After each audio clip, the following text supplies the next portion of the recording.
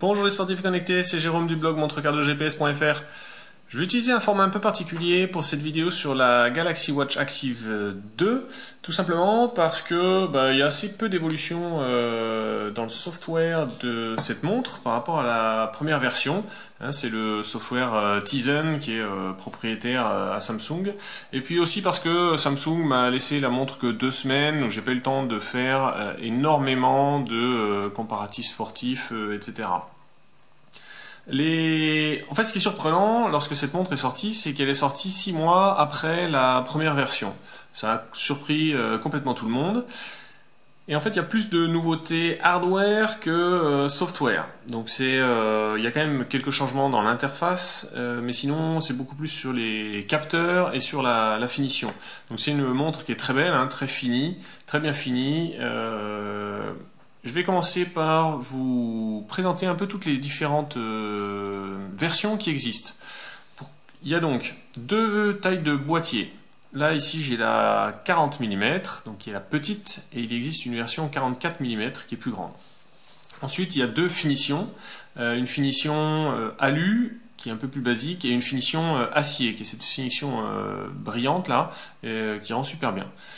Et puis, dernière chose, il y a une version LTE et une version Bluetooth simple. Donc la version LTE, c'est une montre qui est capable de se connecter à un réseau 3G, 4G comme votre téléphone et qui du coup devient complètement autonome.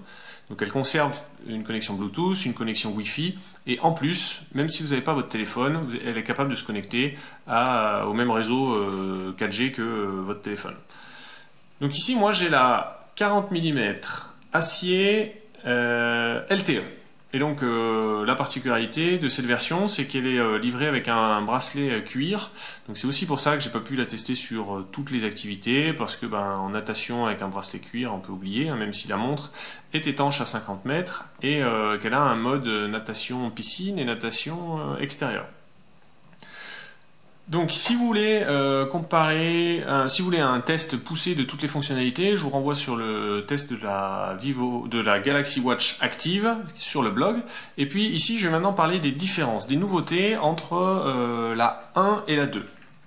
Alors pour commencer, c'est un écran plus grand. Vous voyez ici, là, la bordure, elle est très très fine. Le noir qui est autour de l'écran, il est très fin, parce que le boîtier, là, c'est le petit boîtier, et l'écran, il vient quasiment jusqu'au bord. Sur la Galaxy Watch Active, c'était un écran de 1,1 pouce, là c'est 1,2 pouces, donc ça fait 30,5 mm. Et sur la version 44 mm, l'écran, il augmente même à 1,4 pouces. Ensuite, autre nouveauté hardware, c'est donc l'inclusion d'une puce LTE, ce qu'il n'y avait pas sur l'ancienne version. On a aussi, alors il y avait déjà un micro sur la Galaxy Watch Active qui permet d'activer Bixby, donc qui est l'assistant vocal de Samsung, qu'on voit pas là, mais qu'on va voir là, ici. Et cette fois sur la version 2, Samsung a ajouté un haut-parleur. Donc maintenant, on peut lui parler, elle peut nous répondre. C'est aussi quelque chose qui est utilisé pour les appels téléphoniques, qui peut fonctionner pour la musique, qui fonctionne sur le coach audio. Donc finalement, ce haut-parleur, il y a beaucoup de situations dans lesquelles on peut l'exploiter. Ensuite, on a du nouveau derrière. Ici, on a un nouveau capteur cardio. Qui a plus de LED, donc il y en a 8 maintenant qui sont en cercle au lieu de 4 qui étaient en étoile. Et puis on a ces 2 plaques là qui sont un capteur d'électrocardiogramme. Donc ça va permettre à la montre de faire passer un électrocardiogramme qui est une fonction complètement nouvelle, complètement indépendante et complètement différente de ce que fait un capteur cardio qui ne fait que mesurer la fréquence. Là, l'électrocardiogramme, on est plus sur une utilisation médicale pour détecter des problèmes cardiaques. Maintenant, niveau software, vous avez vu, je l'ai déjà utilisé, c'est le retour de la lunette rotative. Alors c'est quelque chose qu'il y avait sur la Galaxy Watch, qui avait disparu sur la Galaxy Watch Active, et j'avais trouvé ça dommage. Et là, Samsung a fait ça un petit peu entre les 2. C'est-à-dire qu'il n'y a pas de lunette rotative. Par contre, c'est une lunette rotative virtuelle, c'est-à-dire c'est du tactile. On a un retour haptique, donc la montre vibre à chaque fois qu'on passe un cran. Et au départ, j'ai eu un petit peu de mal à m'y habituer. Et puis en fait, voilà, maintenant je le gère assez bien. Ça fonctionne sur absolument tout. Et en fait, c'est très très bien parce que l'OS Tizen de Samsung, il est encore fait pour une utilisation circulaire. C'est-à-dire les icônes sont présentées de façon circulaire. Là, on voit que les widgets, ils ne défilent pas de gauche-droite. En fait, ils sont un peu sur une roue comme ça. Donc là, voilà, l'interface est faite pour, et donc c'est très bien qu'ils aient remis cette lunette rotative. Ensuite, on a de la nouveauté sur le sport. Alors le tactile comme ça fonctionne toujours, hein, bien sûr. Nouveauté sur le sport, c'est que maintenant on a un coach qui est un peu plus évolué. Donc maintenant on a 7 types de séances de course à pied parmi lesquelles on peut choisir. Donc avec des profils sur lesquels on sera guidé, une période d'échauffement, une période d'entraînement, et donc ça ajoute en fait un écran supplémentaire qui va servir au guidage. Commencez par vous échauffer doucement. Voilà, bon, on va pas faire les 50 minutes, hein, mais donc ça c'est nouveau, ça c'est l'écran qu'on avait avant. Alors on va terminer ça. Hop, vous voyez, l'interface est super fluide, l'écran est réactif, ça lag pas du tout. Là-dessus, on voit vraiment qu'on est sur une base de montres connectées et pas un fabricant de montres de sport qui a intégré un écran tactile. Là, c'est vraiment réactif. On a aussi donc un coach audio sur lequel on peut entendre, donc que ce soit avec le haut-parleur ou via des écouteurs Bluetooth. On peut entendre, on peut avoir simplement des tours automatiques si jamais on lance pas une session guidée, quoi. En termes de sport, on a 39 activités différentes. À noter que maintenant on a une natation en piscine et une natation extérieure, ce qui est assez rare sur les montres connectées, hein. Ça c'était plutôt réservé aux montres de sport. Voilà. Sinon, quelque chose que j'ai pu noter, l'autonomie et qui peut vous intéresser, hein. Si jamais cette vidéo vous intéresse vraiment, mettez-y un j'aime. Si cette montre vous intéresse vraiment, je vous mets dans la description un lien pour aller l'acheter chez une boutique partenaire, ce qui me permettra de vraiment m'aider avec un retour de commission. L'autonomie, on est sur 1 jour et demi. Dès lors qu'on fait du sport, vous pourrez pas compter atteindre 2 jours. Moi, j'ai jamais réussi à atteindre 2 jours d'autonomie. Donc, on arrive à faire jour, nuit, jour. C'est-à-dire que si vous rechargez votre montre juste avant de partir, là, vous ferez 2 jours et 1 nuit. Mais il faudra la recharger. Vous ne ferez pas 48 heures d'autonomie.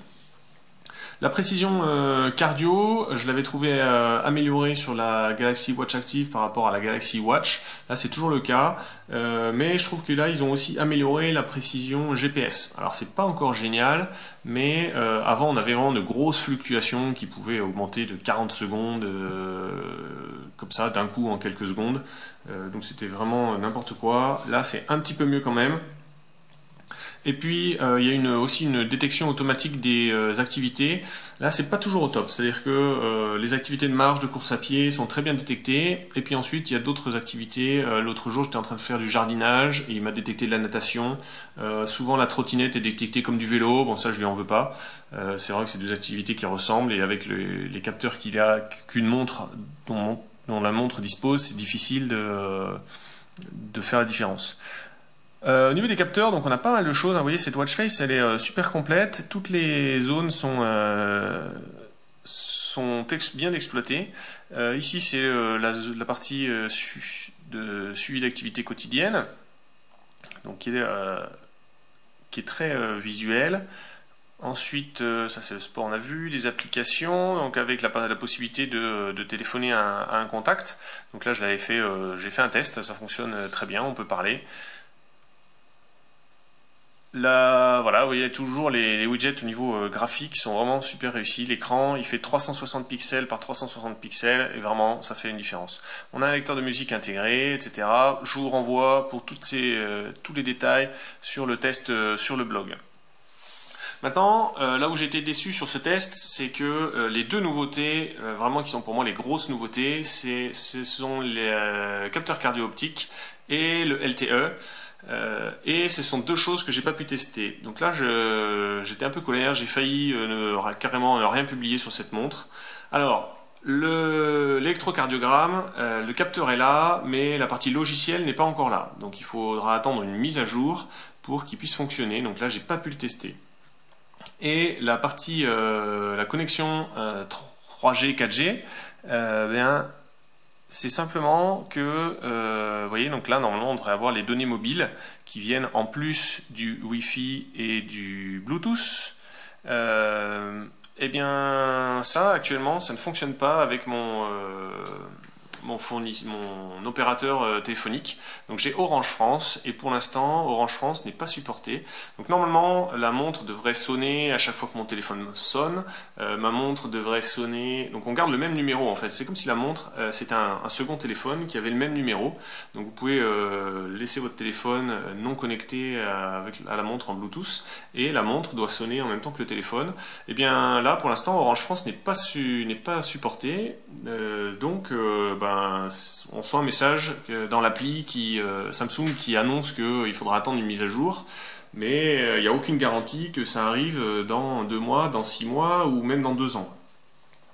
Donc en conclusion, en fait, le choix de cette Galaxy Watch Active 2 dépend vraiment du budget que vous avez. C'est-à-dire que la Galaxy Watch Active est toujours en vente, elle est autour de 200 €, un peu moins de 200 €. Et la Galaxy Watch Active 2, les prix vont du simple au double selon le modèle que vous choisissez, en fonction de la taille, de la finition et du LTE ou pas. Donc c'est une montre qui en version LTE, lorsque tout sera activé, électrocardiogramme et LTE, va vraiment se rapprocher de l'Apple Watch. Tout est personnalisable, il y a beaucoup plus d'accessoirisation maintenant qui sont disponibles sur la Galaxy Watch Active 2 que sur la 1. Donc ça peut valoir le coup d'opter pour celle-ci. Simplement, moi si j'avais une recommandation à vous faire, c'est d'attendre que Samsung active pour de bon l'électrocardiogramme, à vérifier que votre opérateur téléphonique est bien supporté par Samsung, et puis le temps que toutes ces mises à jour se fassent, peut-être que le prix aura baissé de 50 € et vous profiterez d'une petite économie sur votre budget.